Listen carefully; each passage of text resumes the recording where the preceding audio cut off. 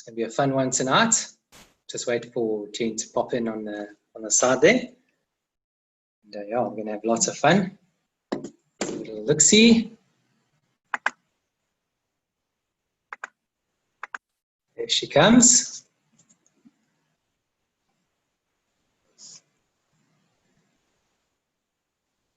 Okay.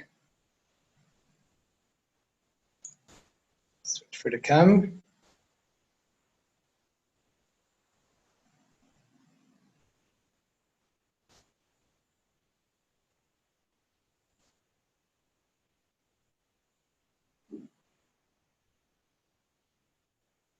So I'm just going to be watching some of the comments on Facebook here on my phone so I can see the posts. I think in the past I've fun one tonight.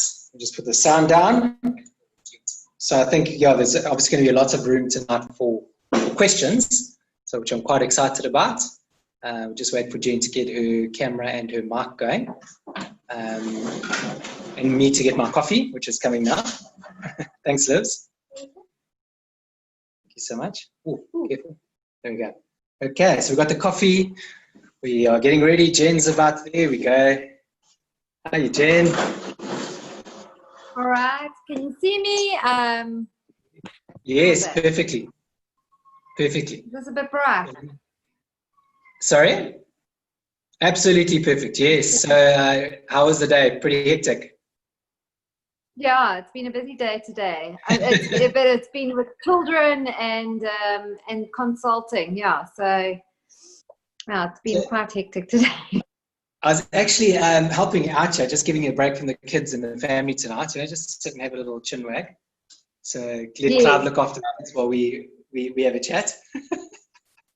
Listen, they're under strict instructions not to interrupt me. So we'll see if you see anything popping up in the side. You know, it's one of them that has escaped. That's brilliant. So yeah, so just for those joining on Facebook and on the webinar, so there's two ways you can ask us questions. So if you post on the Facebook comments, I am watching it. I've got my phone here, so I will pick it up here. And then as well, if you want to post on the webinar, there is a chat function. Just click on the chat function and you can post questions that both Jen and I can see. And I thought would be quite fun today. So Jen actually helped me out quite a bit. I had to have a last minute change. So I reached out to one or two friends to help me out tonight, and Jen put her hand up. So thank you for the late notice on this one. But yeah, so to the guys on Facebook, and what was I going to say now? I've lost my train of thought. Can you believe it?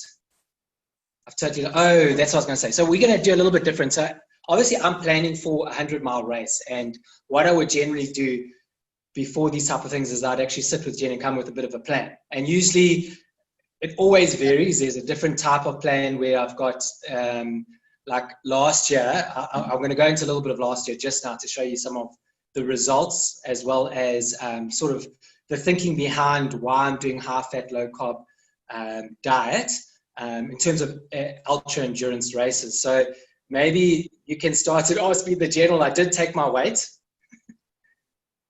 to start with. Okay. Yes. Yeah. So I think the first question when you're doing any kind of endurance race is, well, what is your weight? Because you want to be a fighting weight, so to speak. You want to be a weight that is going to take you the furthest that you can go. So, you know, with you, Sean, and I'm just going to use you, pretend you are not pretend, you are a client of mine. And so when we first met and we started talking about endurance, the weight was actually a big issue, wasn't it? Massive issue. Yeah, and just for everyone, I did tell Jen there is no client privileges here. She can share all my information. So I'm very happy for my information to be out there. So she will say some stuff, but and yeah, good, go for it. So yeah, so if I could just use you once again, going back to you as your example. So the first thing that we really needed to do with you is we really did need to lose the weight, and we've been working together off and on for a few years. So it wasn't the first time that you started to prepare for an event where you actually had to lose the weight and really get it to your best weight. So yeah, that would be the first thing that I would kind of discuss with the person.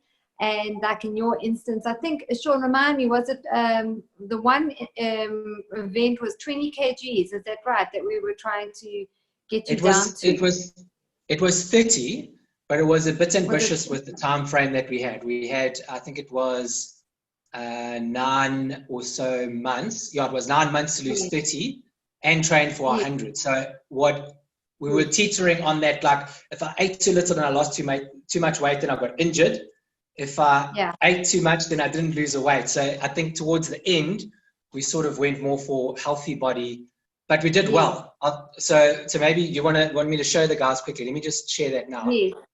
So I'll share where we were last year. So I'll start with this one. So there's Jen.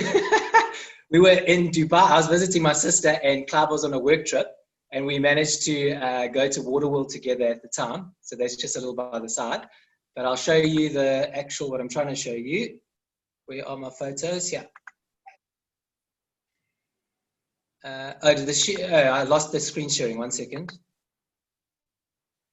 That's the slides, yeah. I think the total was, let me go to the front version here. This is quite embarrassing. So can you see the photo? So this was the weight loss that we did. So on this picture, I was 109.7 kgs. Yes. And then we dropped down in those 9 months. I think I got down to 83.2 was this weight here. So it was quite a substantial weight loss. I don't think the pictures are coming up, Sean. I think can you is there any chance of making, they were there, but yeah, you couldn't really see because those pictures are quite impactful. Okay, let me do that again. I'll pop it up again.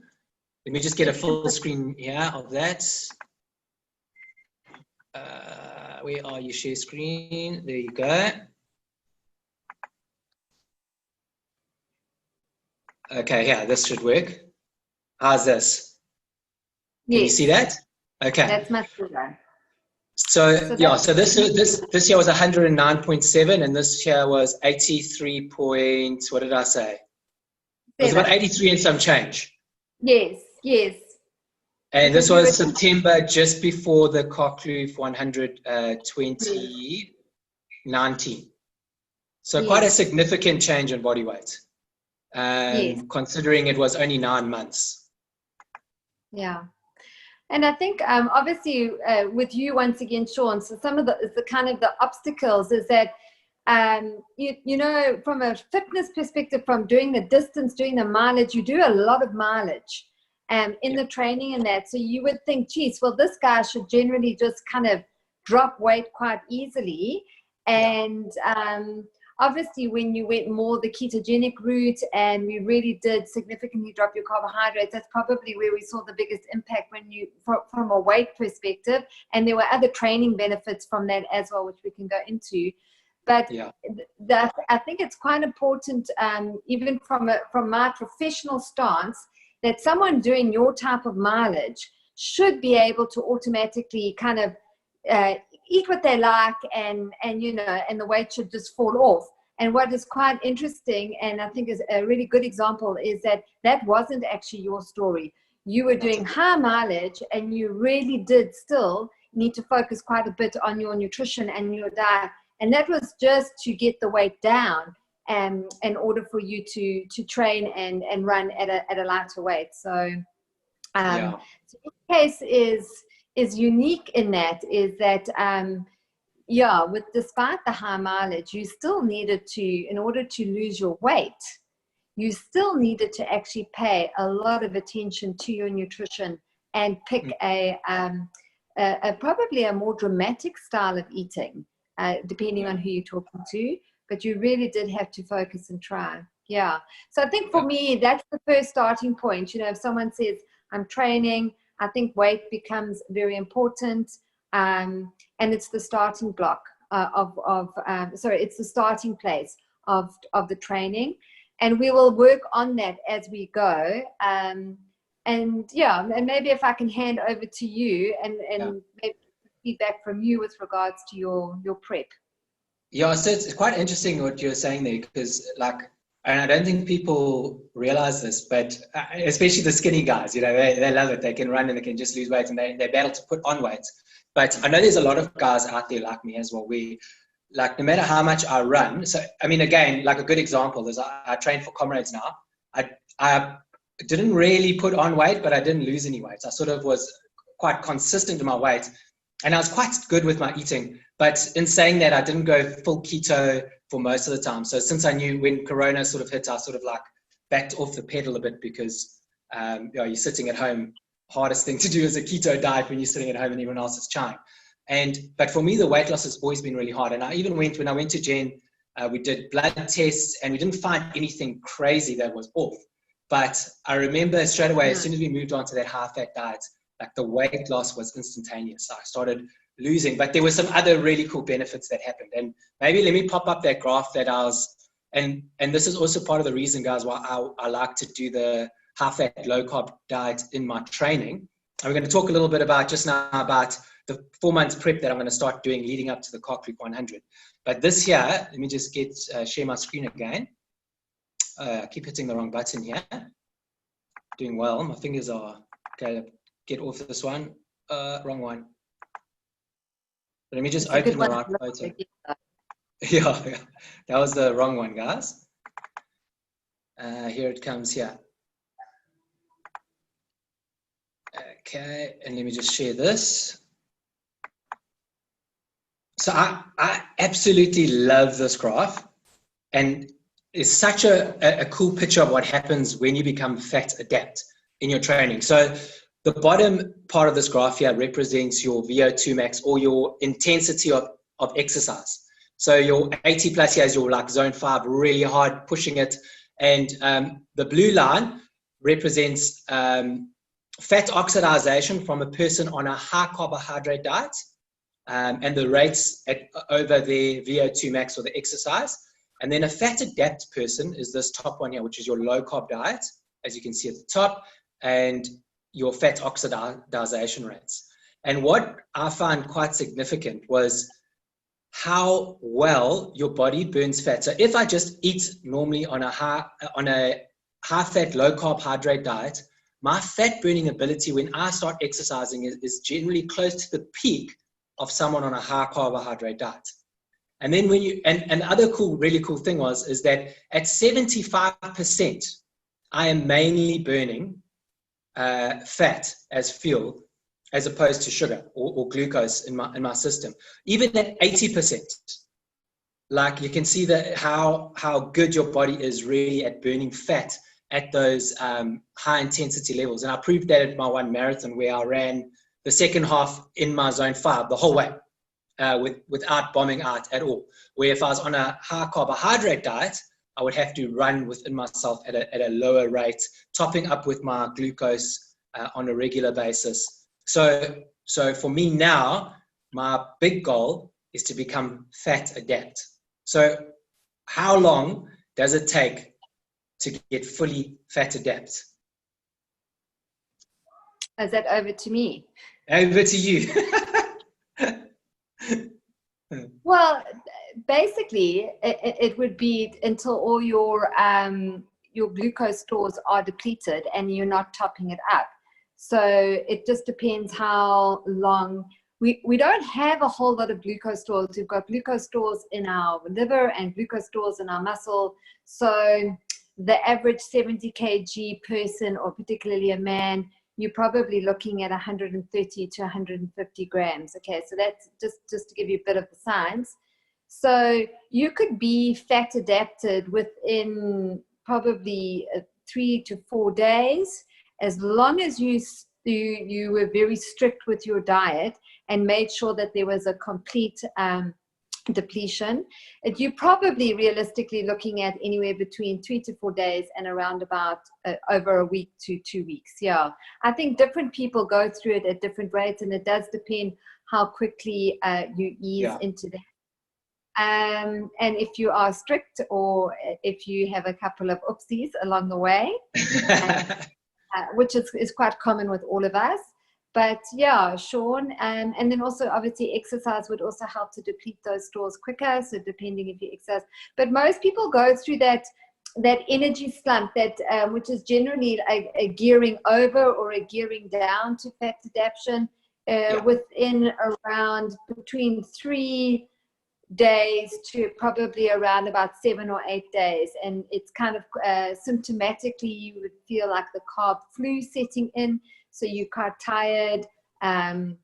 You've got maybe some generalized body aches and a foggy brain, but then you go through that and you see the opposite happening when you are actually quite energized, etc. So that's to become fully fat adapted all the time. So you are having a lifestyle of fat adaptation, a training schedule, and then obviously it just means that you can just go into the event fully fat adapted. Like I said in our last discussion, people can become fat adapted and use the mechanism at various stages in their training and even within the event itself.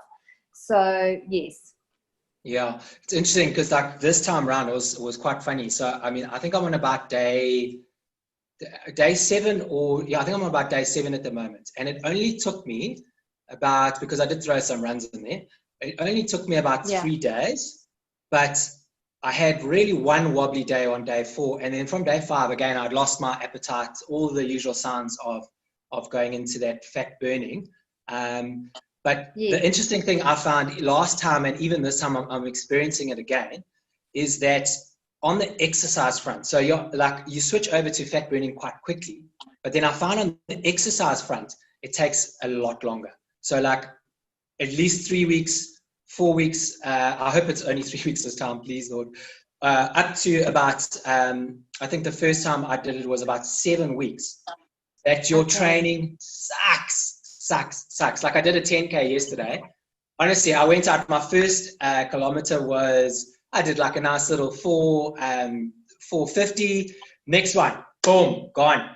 Down to like 530s, and I struggled. The last 5Ks I had to run, walk all the hills with my heart rate maxing out totally. So I had to walk the hills. I couldn't run, where it's quite easy to run those things. And that whole process, I'm finding like the exercise part of it takes a bit longer than your body actually switching over to that fat adaptation. And I mean, there could be numerous reasons. Like the first thing I will always jump to is hydration status, and then electrolyte balance, the balance of things like magnesium, potassium, and sodium, etc. There definitely is a shift of both your water status and your electrolyte balance when you're gearing over, when you get used to running off carbs and even protein, which will eventually turn into carbs and becoming purely fat adapted. So there could be some of those mechanisms. You probably find there are other metabolic reasons why you're generally more sluggish. But then once you have trained that way, Sean, for a while, what is your experience then? Once you have literally become adapted to fat adaptation training, what is your experience there? Yeah, so that's the amazing part. So like I've done 1 or 2 little videos about it, but I mean totally non-scientific, just throwing out my opinions. But genuine experience. So what I'm able to do is I can go out. I ran a marathon on just sugar-free electrolytes, nothing else, not one bit of nutrition, water and electrolytes. So I'm able to, and actually the time that I did that training marathon was sort of the same time as around my usual PBs in the marathon distance on only water. And that included a couple walks towards the end. And then thereafter, when I jumped, I had last year when I was doing this, I ran my fastest comrades and I ran my personal best marathon by 15 minutes. So massive. And when I ran that marathon, I was still 92 kgs. So I was still like quite heavy. So what I did find was that everyone was talking about the wall, and I know we've spoken about a little bit about that last time, but there was no such thing as the wall. So when I got up to that, I was almost expecting it to happen. It didn't happen. And there was no wall. And I kept up that same sort of consistent tempo the whole way through. And when I looked at my heart rate data, that was the interesting thing, is that I was operating in zone 5 on my heart rate, but yet I wasn't bombing out in any way. And that's why I sort of showed that graph a little bit earlier. You know, like when your body's fat adapt, it's actually even in higher rate heart rate or high effort, you are able to operate really well. Yes. Without fatiguing. Yes, because your body's obviously learned to tap into those fat stores, get way more energy from those fat stores versus your carbohydrate stores. That's what fat stores are actually designed for. So, and tell me a little bit, which I always find interesting, is the whole injury. And I mean, it's very subjective around injury, with will it will not happen. But tell me but there's not that much scientific literature around fat adaptation and reduction in injury. There is speculation and a lot of anecdotal case study information. But tell me what you think around that, your own experience.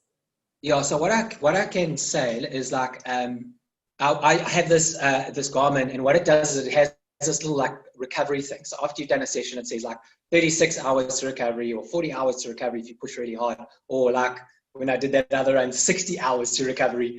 And what I found is when I'm on a high sugar diet, it's quite accurate. So what that timeline is generally accurate when you start feeling better. And what happens is it measures your first about 1.5 kilometers and then says how recovered you are based on your VO2 max. So it sort of says, okay, you've recovered +2, or I think it goes up to +8, or you -1, and or whatever it might be. When I've gone high fat, low carb, my recovery has been amazing. So not just according to my watch, according to how I feel as well. So like I'll go out for a really hard run. In the morning, by the following morning, I'm actually feeling fully recovered. Like my body feels amazing. I'm feeling like I can go again. And when I get out on the road and do a run, my watch is saying the same thing. It's saying like +4. So where in the past I would never do that on a more high sugar diet. So I've definitely found for me that I've recovered quicker. But there is a balance to it. So, and this is the part of the balance I want to talk to you about tonight is, I mean, just out of interest, I think that's quite a cool thing that you do definitely recover quicker on a high carbohydrate diet. Okay.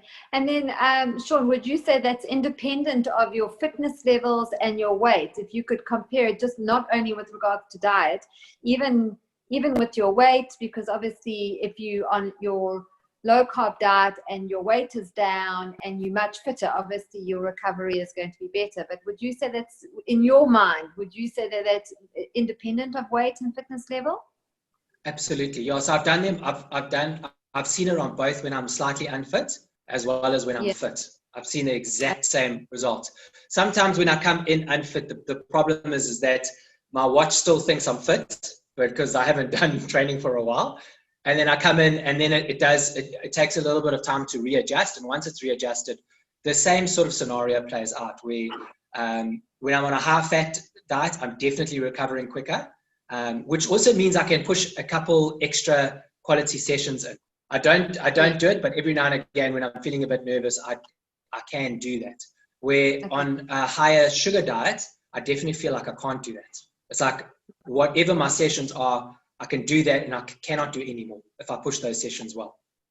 Okay. And then the one thing I wanted to chat about, obviously we've got a plan. Okay, so my official weight is 87.7 kgs. So that is 87.7. Not too bad.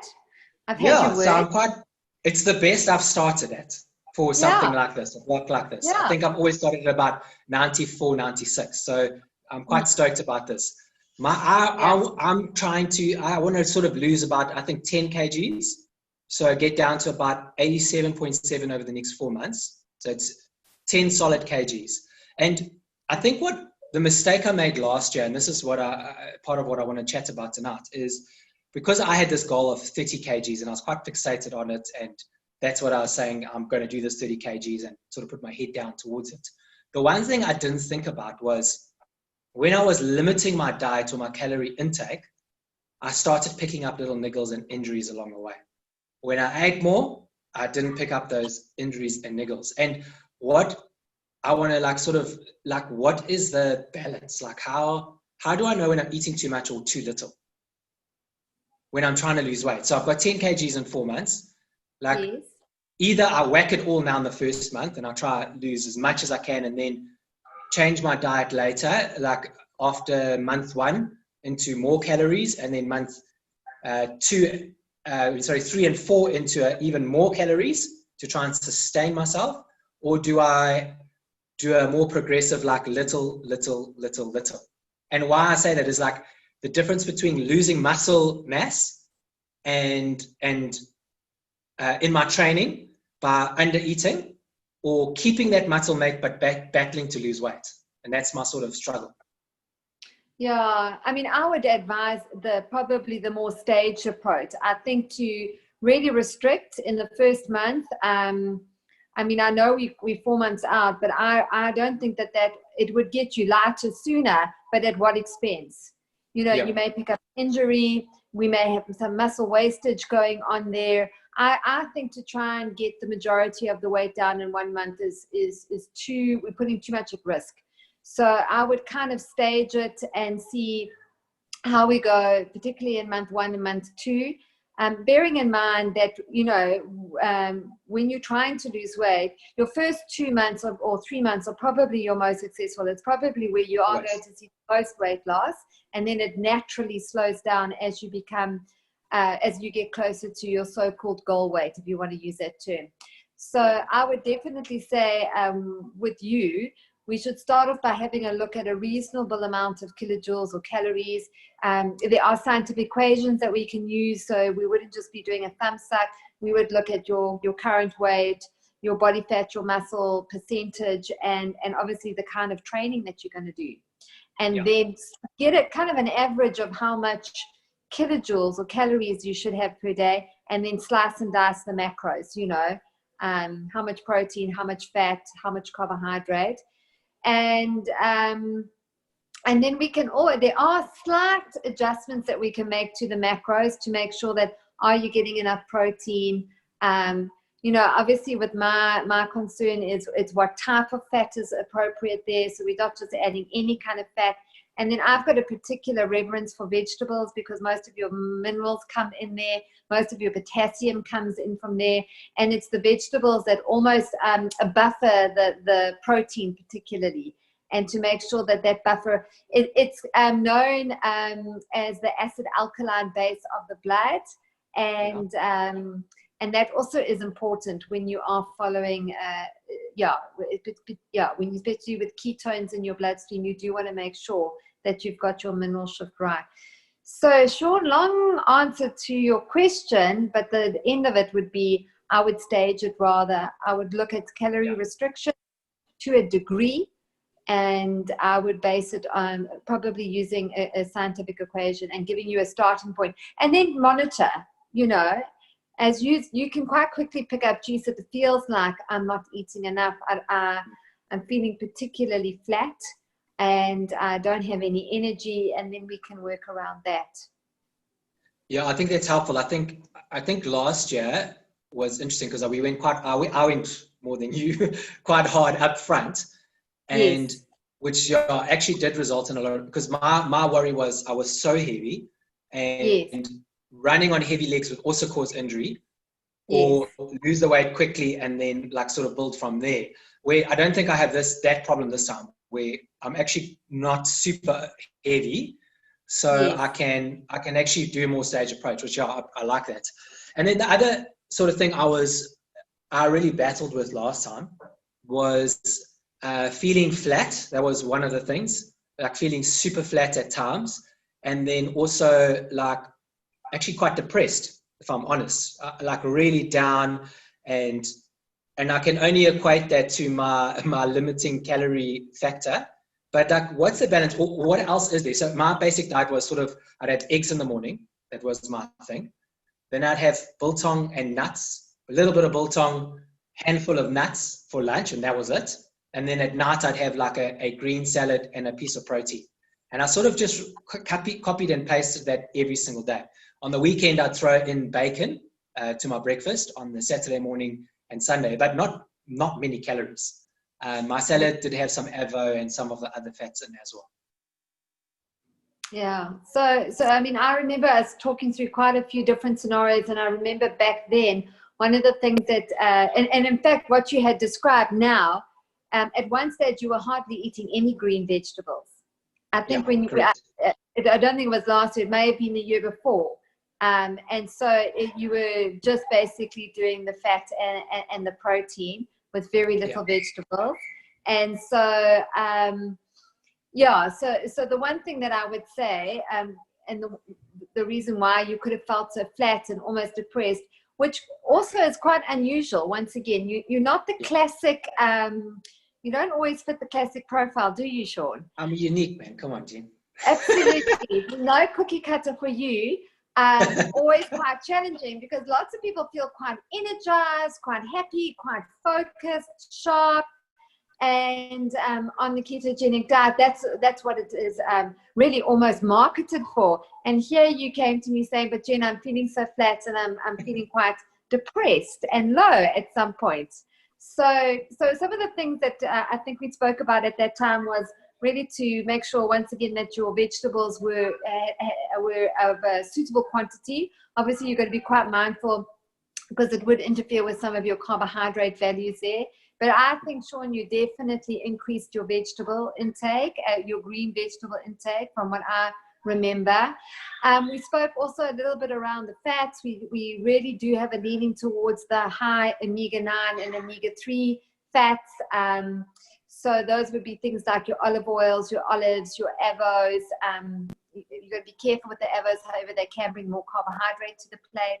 So you don't want an over-reliance on your pro-inflammatory fats like your vegetable oils, your sunflower oils, your canola oils, etc. And you also don't want an over-reliance on your saturated fat, meaning, creams and butters and things like that. I know that has been advocated in some of the keto diets. I think some saturated fat is okay, but you almost want to push back to more the omega-9 and omega-3 fats, because they've got quite a profound anti-inflammatory effect for the majority of people.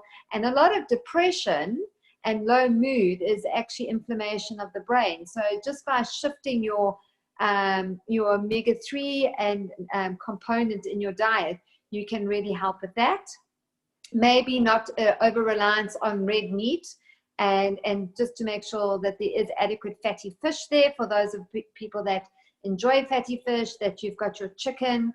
If you have any free range or grass-fed, so sorry, not free range is not always grass-fed, but free range, chickens that are grass-fed, cattle that is grass-fed, and obviously game meat, that meat itself has a high proportion of omega-3 fats in it as well. So that's also another sneaky way of bringing more omega-3 into the diet if you're not so partial to your fatty fish like your salmon and your mackerel and your trout, etc. I'm quite pro eggs. Once again, if a chicken that is fed grass lays an egg, that egg will have a higher omega-3 content. And so, and actually eggs, although they've got cholesterol and they're not really high in saturated fat, so they're a wonderful protein source. And then some of the things to consider, some of the things that we did with you, Sean, is the first thing is we recommended more magnesium. So with the shift from being carb adapted to fat adapted, one of the minerals that can be lost, and it's probably why people go through that slump, particularly in the beginning, and they can even get cramping more so when they go into a ketogenic diet, is not enough magnesium in the diet, because many of the our Western diets rely quite heavily on our grains and our whole grains to get enough magnesium in. And so we supplemented you with magnesium. And we also supplemented you back in the day with some extra potassium, but that was only because you didn't really want to eat your green vegetables. You did improve. And then I think the last thing that we bought in, or one of the last things that we bought in, was probably a bit more of your alkaline powder, which is generally just a mixture of your minerals. It's potassium, it's sodium, it's the magnesium, it's the chloride, and that was really just to balance those electrolytes. And you seem to have felt a little bit better once we had tweaked it a bit. You give me some feedback.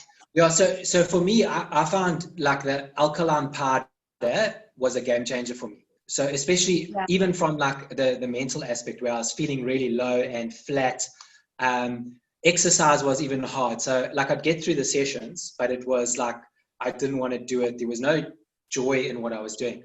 And as soon as you added it was potassium, I think you pulled out eventually. It was mainly slow mag, and and you gave me that alkaline powder.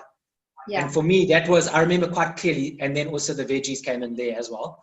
But that was a clearly defining moment where it was like, okay, something's changed inside of my brain, and not just my brain, even my running was a lot better. I was able to start enjoying it again and really getting into the vibe. Yeah. I mean, bearing in mind that if you really want to, and I won't get too sciencey, I promise, but the powerhouse of inside each and every cell, and it's like a little, I love talking about the mitochondria. They're a fascinating little organelle, and they're inside each and every cell of ours. They are known as the powerhouse of the cell. It's where you get all your energy from. And I could go on about the mitochondria, but they rely quite heavily on things like your magnesium, your potassium, your sodium. They rely a lot on the minerals.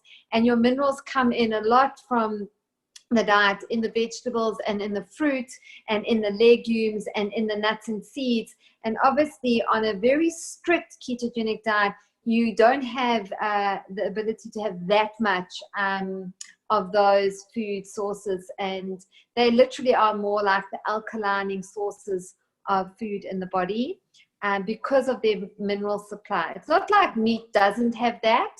There is some in meat, but remember it's moderate, or it's actually moderate meat, low vegetables, and predominantly fat is what's making up most of your kilojoules. Yeah.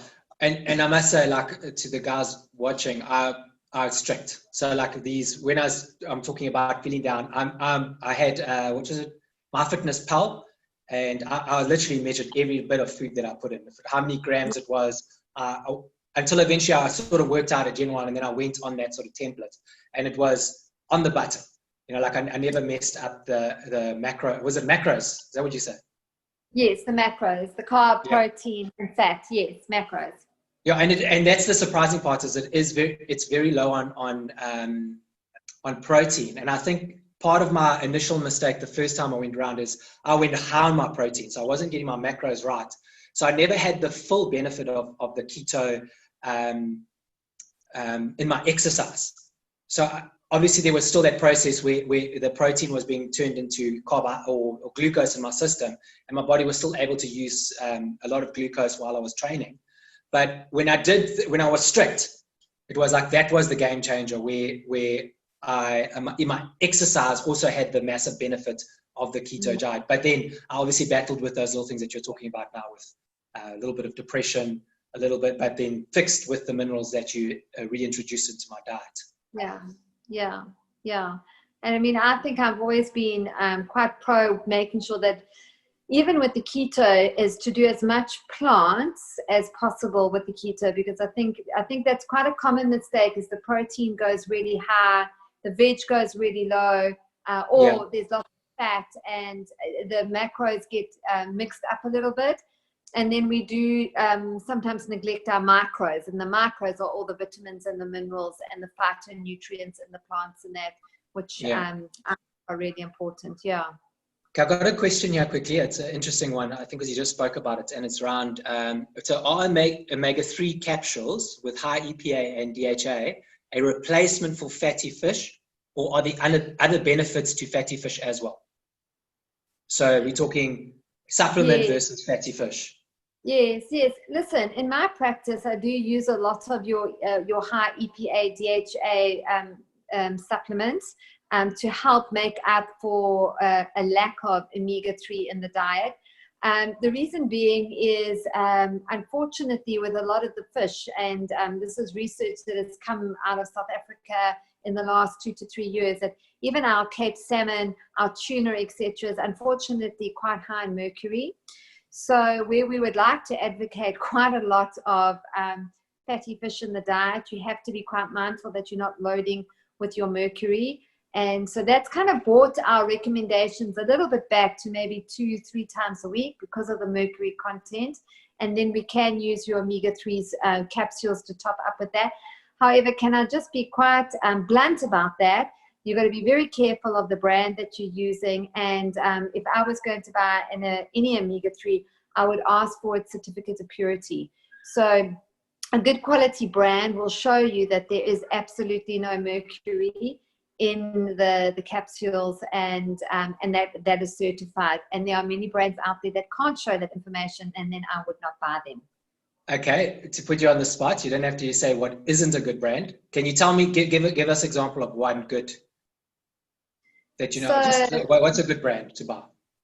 From your perspective, I know there's lots of options and whatever, but your perspective. Yeah, so there's lots of options, but I actually use the Metagenics omega-3s in my practice. I would say that they're not the only ones, but they are the ones that I've seen the certificate of purity. I'm not saying other brands don't have it, I just haven't been presented with it. So yeah, that is probably not that I'm punching the brand. Can't put you too much on the spot, eh? Okay, I had another little question here. So it was, again, this was around injury, and I'm trying to work the right. I've actually got my pen here as well, so I'm taking notes. Don't worry. Protein. Okay, so obviously in your high-fat diet, you got a little bit of what's it? Moderate protein. Okay, now we throw it. So, okay, and I think I might be mistaken that those diets are recommended for someone who's not necessarily exercising as hard as someone training for an ultra marathon or whatever it might be. So you throw 80 to 100 kilometers on top of your week. Now, your muscle, how much protein do we need to add protein to help that muscle recovery, or at least sustain that muscle without breaking it down too much? Or will that affect the ketogenic diet? You know what I'm saying? So it's a catch-22. If I eat too much protein, then I risk the fact of that being turned back into glucose. But if I eat too little protein, does that affect my muscle mass in any way or not? Yeah. So what we would do, what I would kind of work with there, Sean, is according to your weight, I would use an equation, and I would look at what an adequate protein intake would be. 0.8 grams of protein per kg. Yeah. And then I'll probably go to about 1.5 grams of protein. So remember, that's not a very high protein amount. So that's kind of what I'd look at.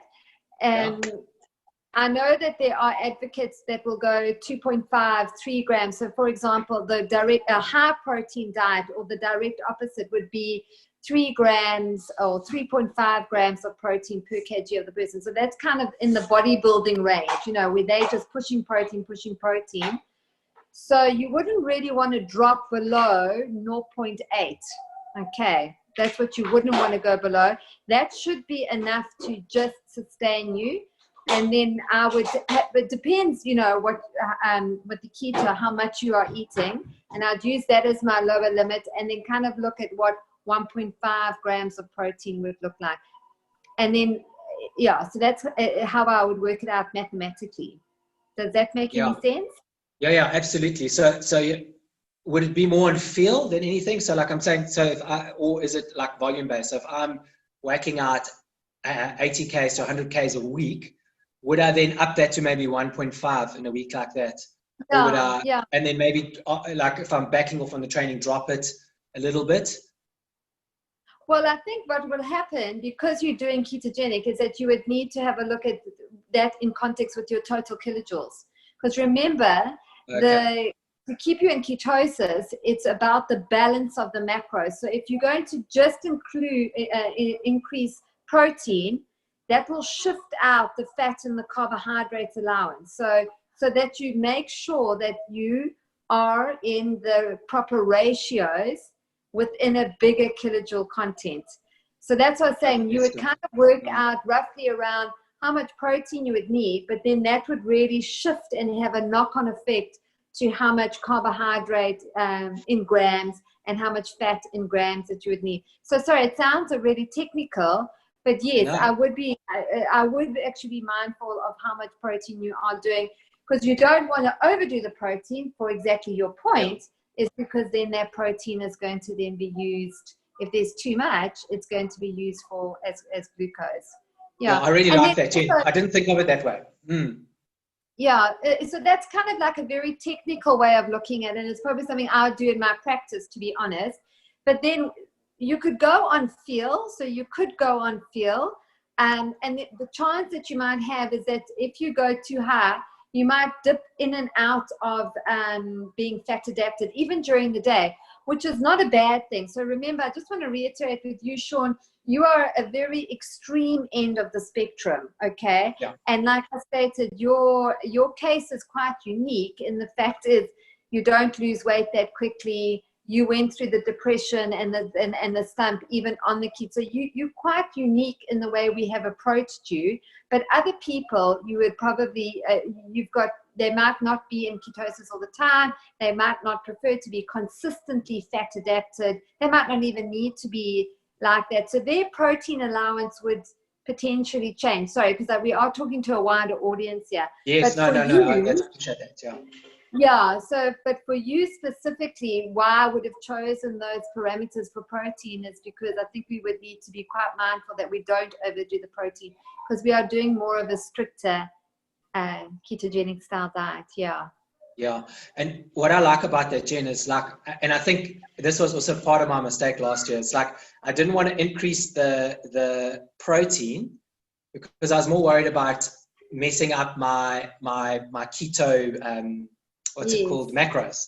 So I didn't, and ended up potentially under eating on my my proteins, but I didn't think like, okay, just increase everything, just increase your total caloric intake, because you probably need it because you are busting out those big miles or kilometers. I was so focused in on losing the weight, and I like that, and I actually quite enjoy that. I've only got 10 kgs to lose this time, so I can actually process it a bit better. I've got another question here, and this is a cracker. I love this one. And I think it's a lot of people ask this question. It's around alcohol. So alcohol in moderation, and it's just discuss. And I think we've had some conversations about this in the past. But let's talk about ethanol and what does it do? Is it good if you're in keto? We're talking ketosis here, and a ketogenic diet. Yes, for anyone who is following. Okay, so ethanol, the thing is with ethanol actually falls in between sort of a energy of a fat molecule and a protein and a carbohydrate molecule. So it's definitely got a kilojoule caloric value to it. The thing is that ethanol is processed a little bit differently, meaning that because it's seen as a toxin, it will always be metabolized first. So before you metabolize fat, before you metabolize your carbohydrate or your protein, ethanol will always be used first because it's an emergency and we need to process it. And you can run off it. So it's got energy, so you can actually run off it. So I think that if you are drinking and moderate, I mean, really, there's so many different definitions, but if you are drinking, so let's talk a weekend drinker. So someone doesn't drink in the week, on Saturday, Sunday, he has a couple beers, or a couple glasses of wine, or whatever their drink of choice is. So you'll probably find, because of the ethanol and because of the actual substance of the alcohol, like beer. Now beer's got carbohydrates in it, like wine, it's got carbohydrate in it. It's probably it's going to kick you out. Okay, it is for that time period going to change your fuel source. So instead of fueling you off your fat, it's going to fuel you off your ethanol, or obviously the carbohydrate that you have taken in. So yes, is it the end of the world? You could probably get back into being fat adapted quite quickly. So I think if you are having alcohol every night, and it's not a lot, so it's not uncommon that people will have a beer or a wine every night. I think if you're trying to be quite strict from a ketosis perspective, you might have some difficulty there. Yeah. So interesting. Just even on that is I found. So if I have a beer or whatever on Saturday, 1 or 2 beers, my weight loss for those weeks, because I was obviously tracking it every single week, would almost stop. Like I would go back to not losing weight at all, as opposed to when I wasn't. I was consistently losing about 800 grams a week, between 500 and 800 grams a week. And I also definitely felt like the energy rise the next day in my big long run, where I was able to become Superman again for a couple Ks until that carbohydrate or glucose, whatever it did to my body, ran out. But also again, not feeling great, like feeling quite ugly on it. And I found when I did like a whole month, like a strict full month of nothing, just being really strict and sticking to my macros, that thereafter I could maybe slacken a little bit and still feel the benefit in my training of the ketogenic diet. But slackening, I'm meaning like once every 2 weeks, I'll have one beer, and that's it. Yeah. So I find the question with alcohol, and once again, obviously because it comes down to genetics, there are just people that don't tolerate it. It doesn't work well for them. It also, if you are having alcohol, it will divert a lot of your vitamin and mineral usage to just breaking down the alcohol, and that will steal from other tissues. So the whole metabolism of alcohol is probably a little bit more intricate, but and so depending on your genetics, there are some people that just don't do well on alcohol from a weight perspective. There's a really good article that came out, I think it was last year, about ethanol, the process of ethanol in your body. It was a video, I think it was a YouTube video I watched, which was really, really, really good. I'll try to find that video, maybe pop it in on the Facebook link. So on the Trail Shed Facebook page, under the comments, I'll pop it in there just so guys can have a little look-see. I find it interesting. I don't know the science behind it, but I thought it was very, very interesting. Yeah.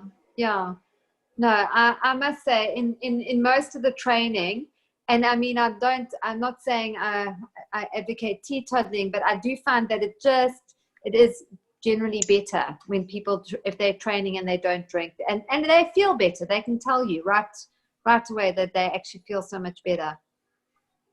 Yeah, that's amazing. Okay, so let's talk. So now we've got pretty much 4 months to get to the 100 miler. So the plan is going to be, okay, I'm going to be very strict. I'm definitely going to be strict for 2 months. I've made a call. From now to the next 2 months, I'm going to stick to my macros. I'm going to hit it properly. And then we'll see if I can continue for the next 2 months. I'm sure I can, but we'll try to do something sustainable. So what does that look like in terms of, are we going to ramp it up, drop it down according to the training? What should I sort of look at in my diet now? Should I base it off the kilometers I'm doing, the intensity?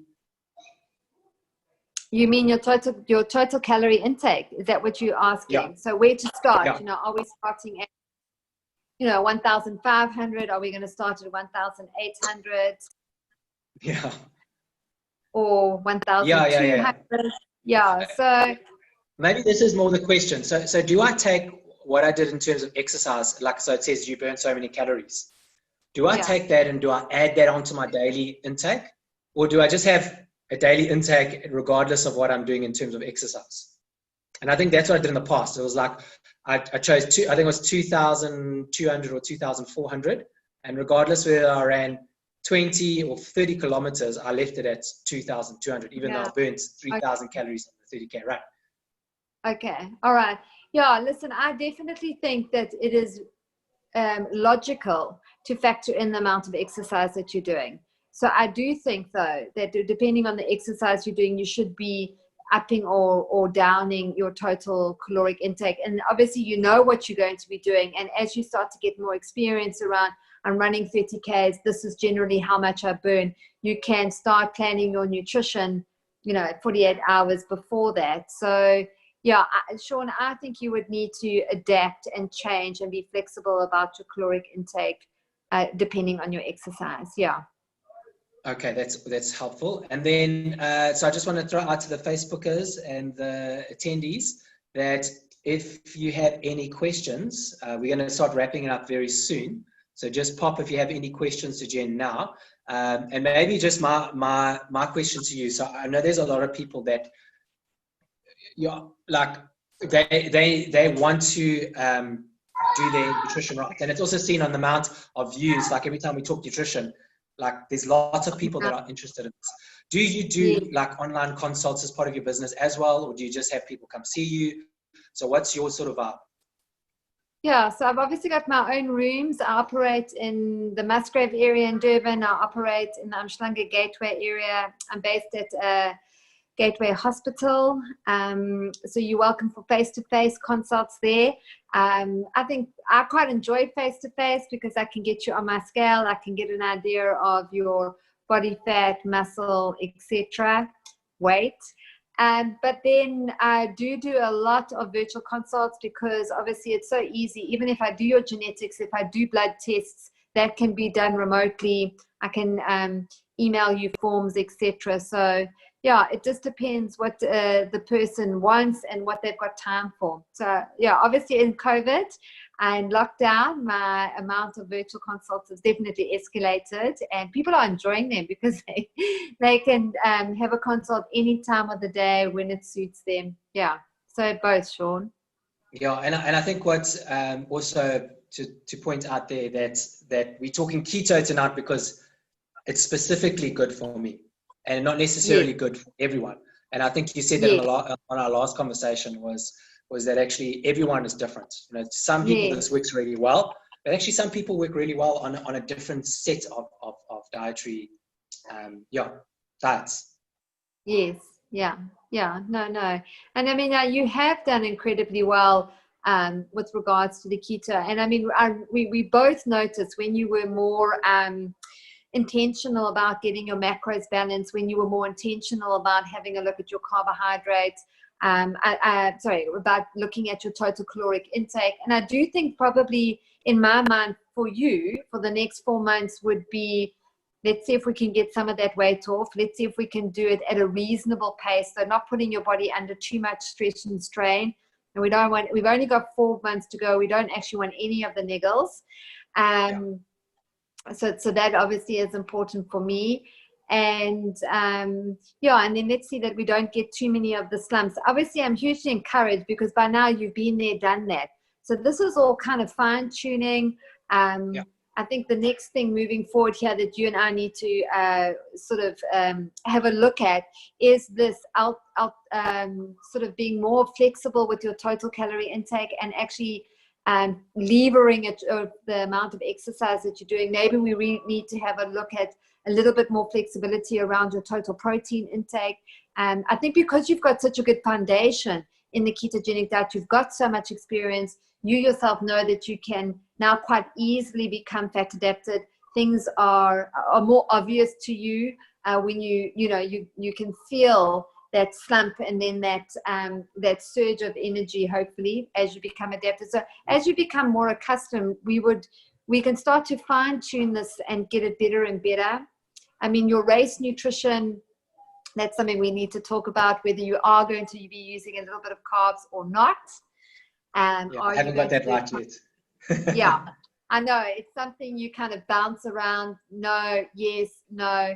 So we probably need to have a look. Honestly, Jen, it's more fear-based. So like a lot of the confusion for me comes in. It's like I've never really like just committed and said, okay, I'm just going to go full fat on this particular race. I've always brought carbohydrates back in.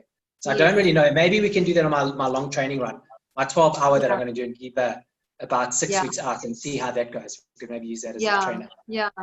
And that's just it, so much of the sports nutrition, there is obviously science and there's equations and there's estimations and things like that. But really, I find when I work with sports people, it's a real personal, individual journey with them. And the best results are how, like you, Sean, why I find it like it's so interesting is that we've communicated so much along the way.